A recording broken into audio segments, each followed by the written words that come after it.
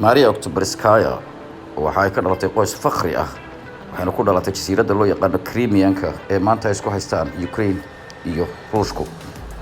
Maria Oktyabrskaya waxay dhalatay 1925 iyadoo ay walaal ahaayeen 10 carruur. qoyskooda fakhriga ah aad buu ugu farxay markii ay dhalatay shuuciyaddu ee midowgii Sofiyeeti, taas oo bedeshay nidaamkii dadka danyarta ay lahaan jireen dadka wax haysta ee beeraha ku falan jireen. waxayna ka mid ahayd dadkii ugu horreeyay ee taageeray. waxay guursatay nin askari ah.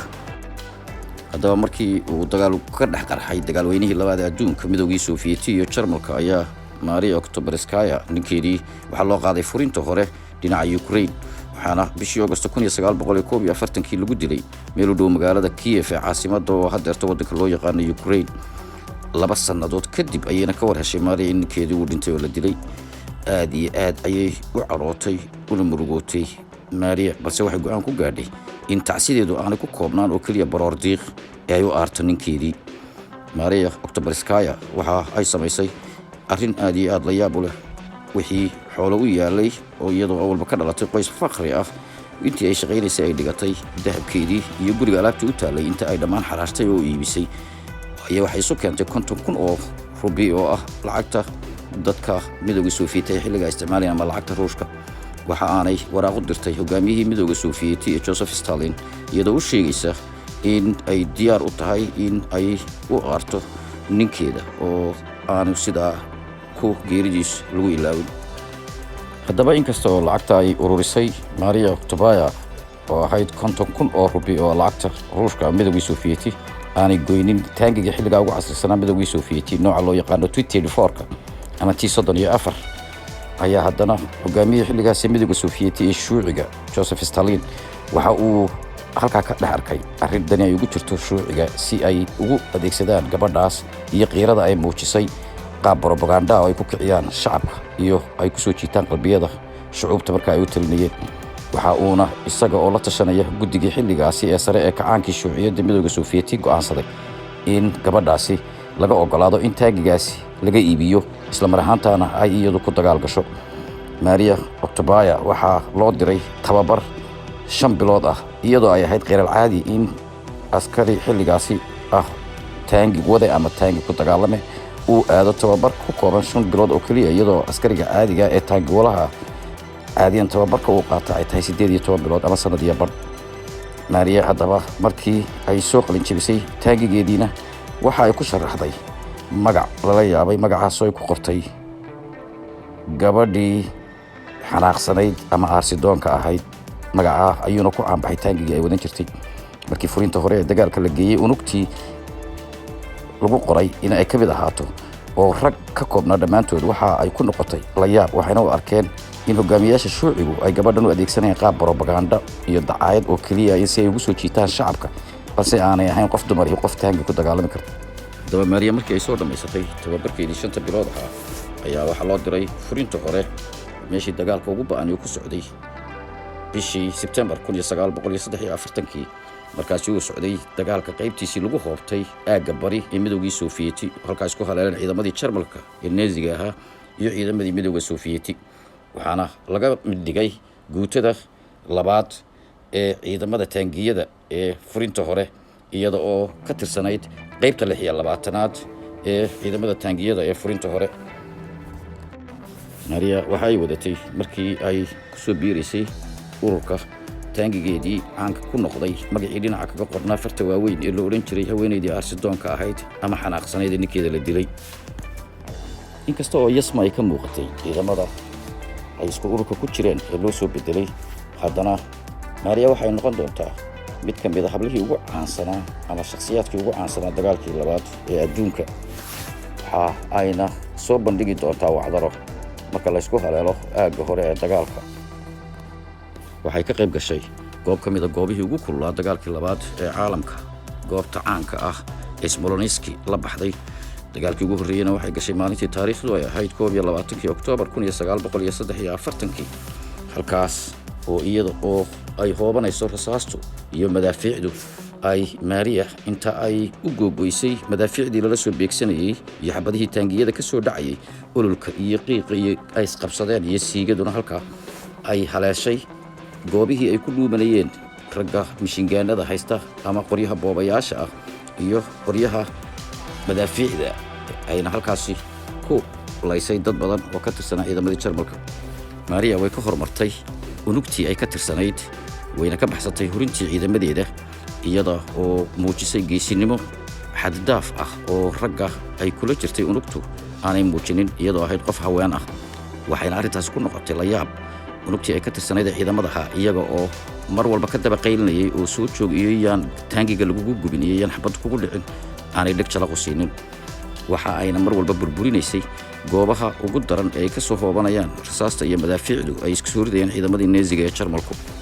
taas oo ay ku kasbatay tixgelin fara badan oo ay muujiyaan raggii ay ka wada tirsanaayeen unugta ee markeedii hore haween ahaanta u yeesayay. haddaba isla maantaas dagaalkii markii uu khadhaadhaaday oo gelinkii dambe la isla galay ayaa waxaa lala helay madfac taangigii ay wadatay Maria. dabadeedna waxaa go'day silsiladii taangigu uu ku soconayay. Maria inta ay ka soo booday taangigeedii ayaa waxa ay samaysay iyada oo weliba amar uu siinayo taliyaheedii uu leeyahay kama bixi kartid taangiga dibaddana waa bixi kartid ayaa ay iyada oo rasaastu ay isdhaafayso oo mar walba madaafiicdu ay ku dhacayaan taangiga ay wadato agteeda iyo xabadaha ka soo dhacaya taangigu waxa ay samaysay silsiladii go'day ee taangiga ama ay ribeer ku samaysay iyada oo aan dhig jala qusiinin xabadaha ku dhacaya iyo madaafiicda agteeda lagu soo tuurayo iyo amarada ka soo yeeraya taliyaheedaba. taas oo ay horay markii ay taangigeedii samaysay dagaalkii u sii gashay isla mar ahaantaana waxdarihii ay muujinaysay ay ka sii dareen ilaa ay gudadka ugu dhacdo goobihii dhufayska u ahaa ciidamadii Jarmalka ee Neeziga. Maria arrinkaa waxa ay ku kasbatay dalacaad markii uu maalintaas dagaalku soo gabagaboobay iyada oo loo dalacsiiyey 3 alifle ama saajin. Maria Oktyabrskaya haddaba sidii ayay uga qayb galaysay dagaalada ee muddooyinkii ku xigay maalintaas dagaalka baani u dhacay. dagaalkii lagu hoobtay isaguna ee ka ku xigay ee ka qayb gasho waxa uu dhacay bishii November 17keedii ilaa 19keedii sanadkii 1943 waxa uuna ka dhacay meesha loo yaqaano Novosiyalo oo ka tirsanaa gobolka loo yaqaano Vitebsk ee waddanka Ukraine. dagaalkaas oo muddo habeen ah dhacay waxa la weerarayay goobihii ay deganaayeen ciidamadii Jarmalka ee Neeziga ahaa. Maria Oktyabrskaya waxay ka qaadatay qayb weyn dagaalkaas iyada oo habeen ay tahay ay mar walba u bareerisay goobaha ugu daran ee ay ka soo dhacayaan madaafiicda iyo xabadaha mishigaanka ama qoryaha boobayaasha ay soo ridayaan ciidamada Jarmalku. waxa ayna si ba'an uga qayb gashay dagaalkaas iyada oo gubtay taangiyo badan iyo madaafiic ay lahaayeen ciidamadii Jarmalku. mar labaad ayaa haddana waxaa lala helay Frid taangigeedii iyadoo mar kale ay go'day silsiladu balse Maria iyo qof kale askari kale oo ka tirsanaa dhowrka askari ama unugta ciidamada ay wadata taangiga ayaa inta ay ka soo boodeen taangigii mar labaad waxa ay sameeyeen silsiladii go'day inay dib u xidhaan iyada oo aan muujinaynin wax cabsi ah balse unugta qaybtoodii kaleeto ee taangiga la watay ay ilaalinayaan dusha oo xagga ay uga sameynayaan dabxid si cadow aanu gacan ugu dhigin gabadha geesiyada ah. nasiib daro Maria Oktyabrskaya waxay gashay dagaalkeedii ugu dambeeyay 2 bilood kadib 17 Janaayo 1944 howlgalkii ololihii loo yaqaanay Leningrad to Novgorod offensive ama weerarkii inta u dhaxaysa Leningrad iyo Novgorod ee lagu difaacay magaalada hadda loo yaqaan St. Petersburg oo markaa loo aqoon jiray Leningrad. dagaalkaasi waxa uu noqday kii ugu dambeeyay ay gasho.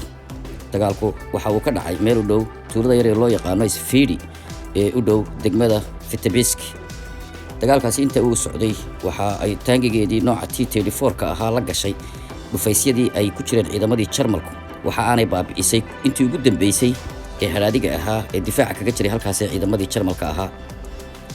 haddaba waxa ku dhacay madfac kuwa taangiyada lidka taangiyada ah waxa ayna sidii caadada ahayd daawac soo gaaray taangigeedii. inta ay taangigii ka soo booday ayay taangigii haddana dib u samaysay iyada oo rasaastu ay ku hoobanayso balse nasiib darro markan iyada ah waxa ku dhacay Frid waxa uuna ka galay madaxa iyo qoorta.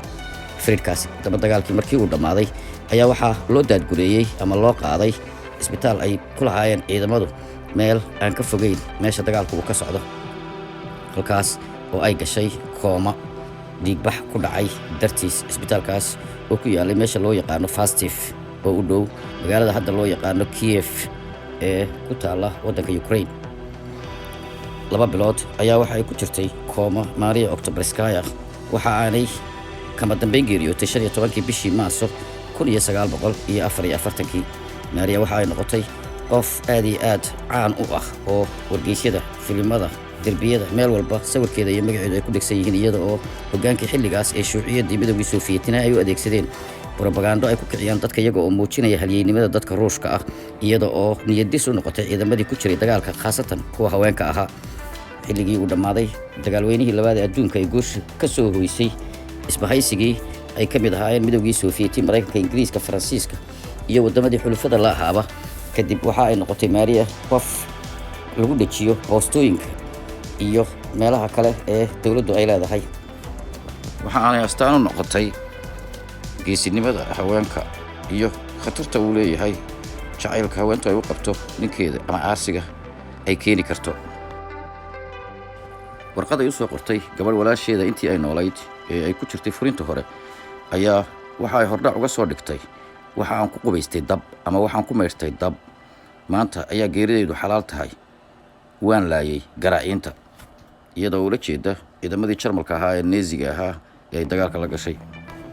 daawada subscribe garaya si aad u heshid qisooyinka ugu dambeeyay ama taariikhaha ugu dambeeya ee aanu soo gudbino.